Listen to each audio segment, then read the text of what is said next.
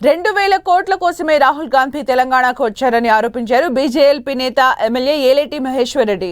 ఎన్నికల వేళ సీఎం రేవంత్ రెడ్డి దగ్గర డబ్బులు తీసుకునేందుకు రాహుల్ గాంధీ రాష్ట్రానికి వచ్చారని అన్నారు. సీఎం రేవంత్ రెడ్డి ఆ డబ్బుల్ని అరేంజ్ చేసేందుకు తిరుగుతున్నారని మండిపడ్డారు. కానీ రిటైర్డ్ ఉద్యోగుల సమస్యలపై పట్టించుకునే తీరిక సీఎం రేవంత్ రెడ్డికి లేదన్నారు మహేశ్వర్ రెడ్డి.